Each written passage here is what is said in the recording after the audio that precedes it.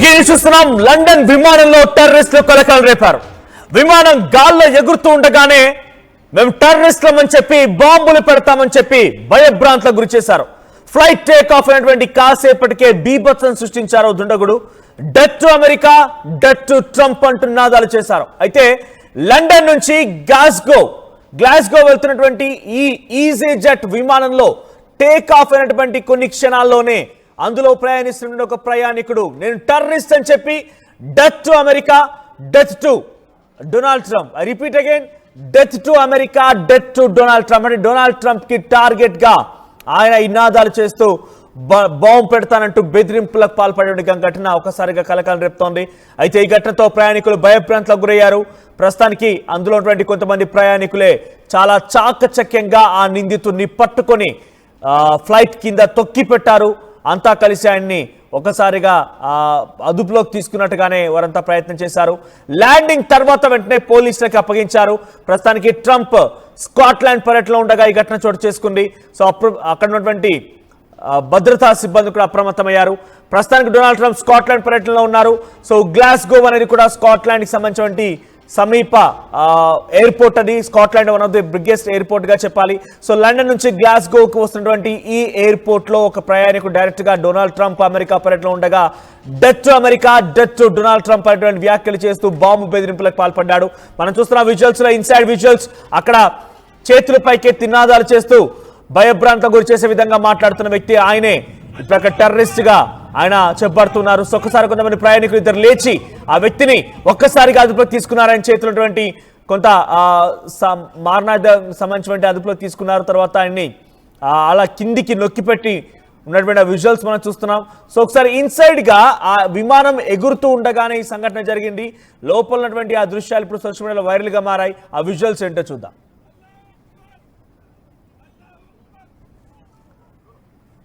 My God. Sit down.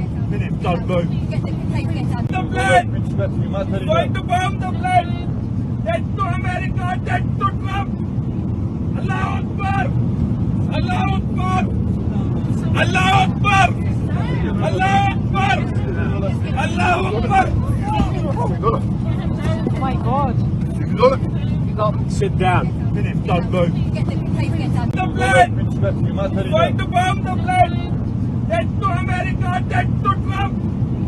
Allahu Akbar! Allahu Akbar! Allahu Akbar! Allahu Akbar! Allahu Akbar!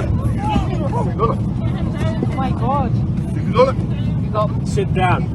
Don't move. The plane! Going to bomb the plane!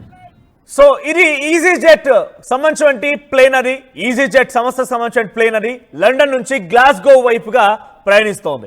London లో take off అయింది. కొన్ని క్షణాల్లోనే ఆ 41 ఏళ్ల వయసు గల ఆ వ్యక్తి లేచి కొన్ని నినాదాలు చేస్తూ death to America, death to Trump అంటూ ఆ నినాదాలు చేయడమే కాకుండా బాంబు బెదిరింపులకు పాల్పడ్డాడు. ఫ్లైట్ లో ప్రయాణించిన ఆయన కూడా ఒక తోటి ప్రయాణికుడే, కానీ బాంబు బెదిరింపులకు పాల్పడడంతో టెర్రరిస్ట్ గా ముద్ర వేశారు. సో ఒక టెర్రరిస్టే తమ ఫ్లైట్ లోకి ఎక్కి ఈ రకంగా భయభ్రాంతులకు గురి చేస్తున్నారని చెప్పి తోటి ప్రయాణికులంతా కలిసి చాలా చాకచక్యంగా ఆ వ్యక్తిని పట్టుకున్నారు, కింద తోసేశారు.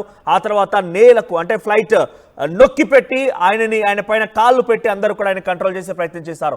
వెంటనే అక్కడ పైలట్ కి ఇన్ఫర్మేషన్ ఇచ్చారు.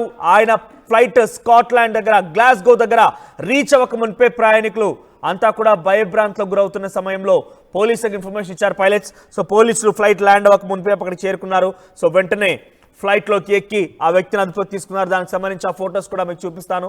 సో ఆ వ్యక్తిని ఫ్లైట్లో ఉండగానే అదుపులోకి తీసుకున్నారు. సో ఏం జరిగిందంటే కనుక ఆయన చూడండి, ఆయన ఏం నినాదాలు చేస్తున్నారు. ఆయన నినాదాలు మనం చూస్తున్నాం. సో డెఫినెట్గా మేబీ ఆయన ఒక ఇరాన్ సంబంధించినటువంటి వ్యక్తిగానే మనం భావించాలి. బికాజ్ ఇటీవల కాలంలో అమెరికా చేత బాధించబడింది ఇరానే కాబట్టి.